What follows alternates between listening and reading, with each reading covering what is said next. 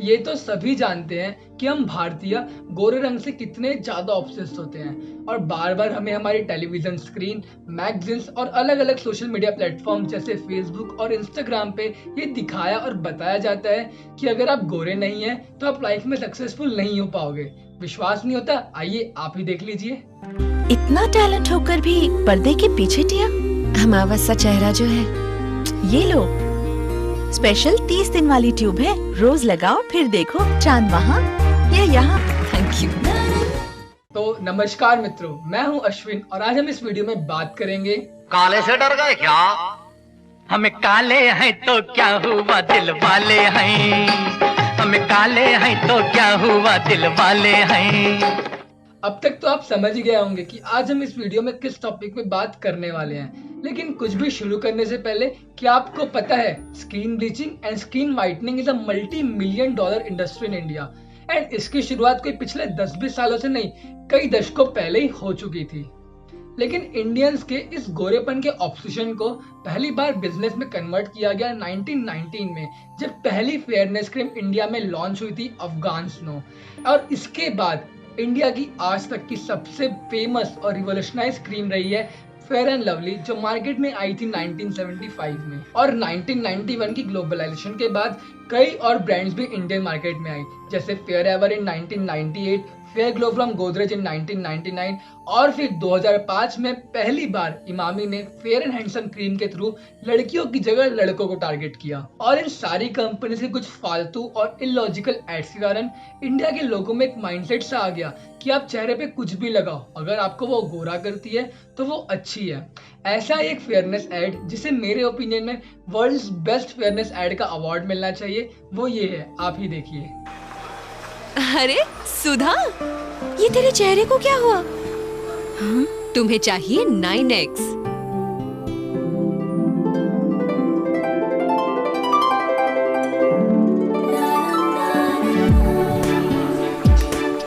चेहरे पे रौनक लाइए सिर्फ 9 सेकंड में। Foreign passport that side ma'am. तुसी की कह रहे हो जी? आज ही 9X अपनाइए। तो आपको भी ये ऐड देख के उल्टी आ ही गई होगी कि कैसे उस लेडी ने अपने चेहरे पे क्रीम लगा के अपने बालों का कलर भी चेंज कर दिया। अब इसे छोड़िए, जाने दीजिए।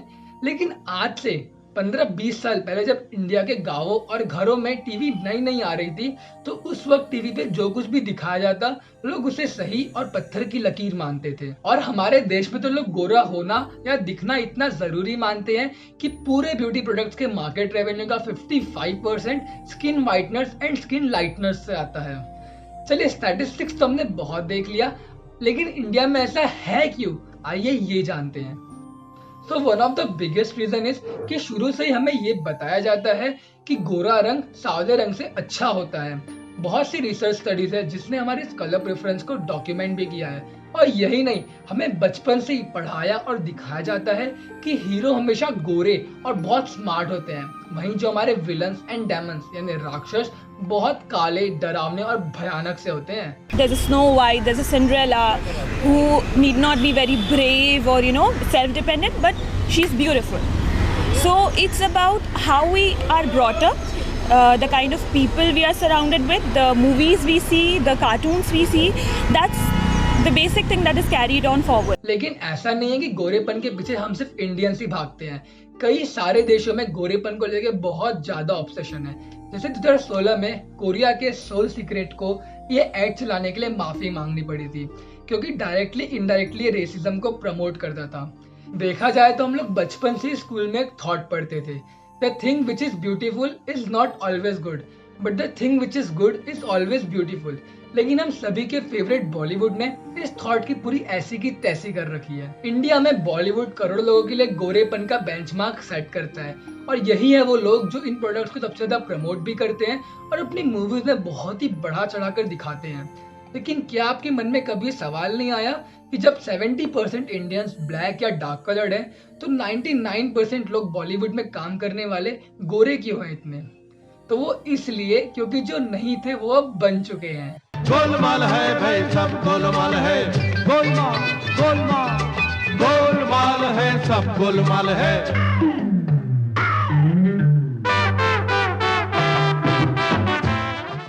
एक्टर एंड एक्ट्रेसेस के काले से गोरे हो जाने और गोरेपन को इतना बढ़ चढ़कर प्रमोट करने से सोसाइटी में और एक तरीके का डिस्क्रिमिनेशन चालू हो जाता है और इस डिस्क्रिमिनेशन के कॉन्सिक्वेंसेस बहुत ज्यादा खतरनाक हो सकते हैं। आइए आप ही सुन लीजिए। Do you think that darker skinned people are looked down upon sometime in? Yeah, I think they are. My friends who are like a little darker than me, they sometimes feel that, you know, still that I should put tomato on my skin and this on my skin to become fair. So their self-confidence has been really affected. I have a friend, she is a little dusky and she's beautiful, and I think that she's beautiful. Everybody tells her that she's beautiful, but she doesn't feel it. मैंने recently एक study पढ़ा था, tied in a not, जो mainly Rajasthan और हरियाणा के state में की गई स्टडी है ऑन क्रॉस रीजन मैरिजेस। तो इस स्टडी में पाया गया कि इन स्टेट की मैक्सिमम फैमिलीज अपनी डार्क स्किन दुल्हन्स को शादियों और मेलों में लेकर नहीं जाती और डार्क स्किन दुल्हन्स को दहेज भी ज्यादा देना पड़ता है और कई केसेस में तो दहेज का प्रेशर इतना ज्यादा कर दिया जाता है कि लड़कियां अपनी जान तक दे देती हैं। फेयर एंड लवली ने कुछ सालों पहले एक सर्वे किया था जिसमें ये पाया गया कि इंडिया में हर 10 में से 8 लड़की ये मानती है कि गोरे होने से एक एडवांटेज होता है। तो सोसाइटी में इस डिस्क्रिमिनेशन को देख के बच्चे भी बहुत अर्ली एज में सीख जाते हैं एंड वे स्कूल्स में और अपनी सोसाइटी में एक दूसरे को टीज करना शुरू कर देते हैं। Of children who would be teasing other children as calling them black, they would call him kala, which is very derogatory for that child, and then the kids finds it difficult to adjust with other children. ये सब तो है ही, लेकिन मैं आपको और एक बहुत ही इम्पोर्टेंट बात बता दूं कि इन फेयरनेस क्रीम्स को यूज करके आप गोरे हो ही इसकी कोई गारंटी नहीं है और ये फेयरनेस क्रीम्स आपको उस हद तक ही गोरा कर सकती है जो आपका नेचुरल स्किन टोन है।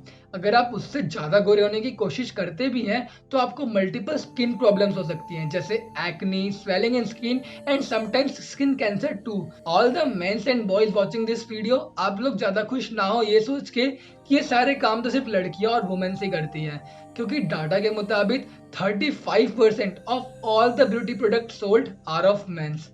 तो हम भी कोई पीछे नहीं है। तो अभी तक आप इतना कुछ सुन के बहुत कंफ्यूज हो रहे होंगे कि भाई रियल रीजन क्या है। तो एक्सपर्ट्स का मानना है कि गोरेपन की इस ऑब्सेशन के पीछे मेन रीजन है इंडिया की हिस्ट्री। मुगल्स एंड ब्रिटिशर्स जिन्होंने इतने सालों तक इंडिया पे रूल किया वो सब फेयर स्किन थे, इसलिए हमें इन कई सालों की गुलामी के कारण ये लगने लगा कि जो फेयर स्किन होते हैं वो पावरफुल होते हैं। कास्ट और क्लास सिस्टम ने इस ऑब्सेशन को और मजबूत कर दिया।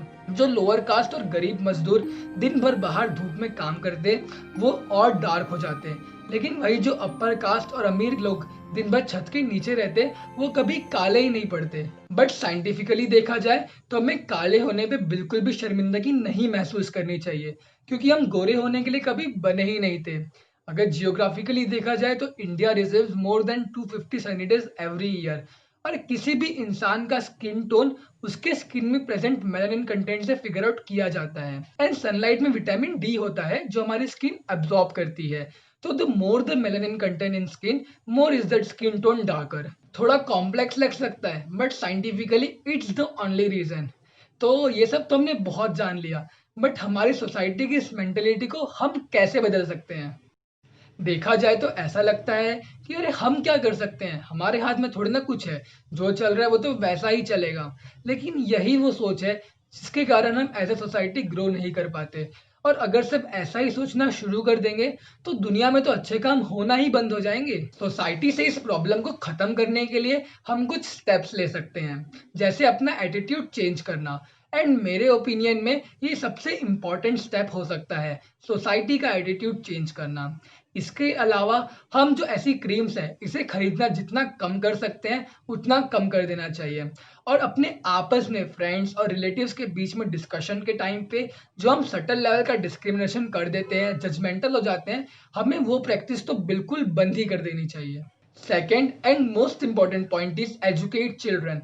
तो हमें हमारे बच्चों को बचपन से यही सिखाना चाहिए कि गोरे और काले में कोई डिफरेंस नहीं होता है। एंड मैं मानता हूँ हमें गर्ल चाइल्ड पे स्पेशली फोकस करना चाहिए, क्योंकि स्टडी के हिसाब से 70% ऑफ डार्क स्किन गर्ल्स खुद को इन्फीरियर मानती हैं बाकी लोगों के कंपैरिजन में।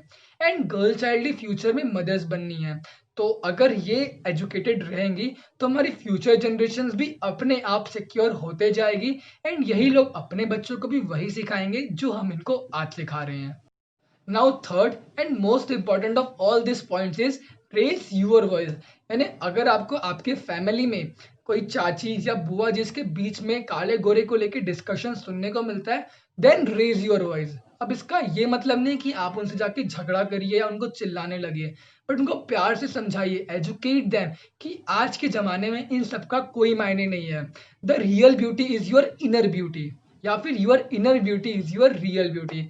तो आप उनको समझाइए एंड आई एम श्योर कि the society will change one day.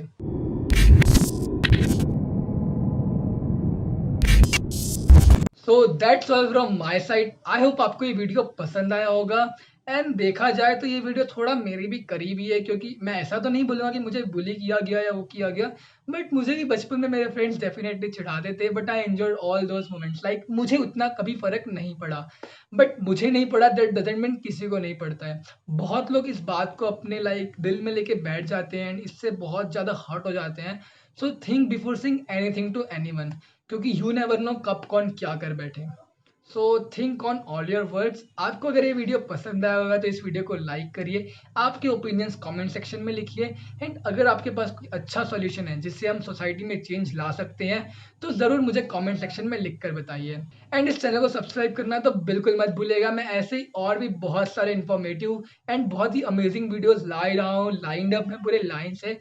तो एक भी वीडियो अगर आप मिस नहीं करना चाहते हैं तो जल्दी से चैनल को सब्सक्राइब कर लीजिए। So that's all from my side. मिलते हैं जल्दी अगले वीडियो में, तब तक के लिए आप मस्त रहिए, स्वस्थ रहिए, खुश रहिए। जय हिंद, नमस्कार।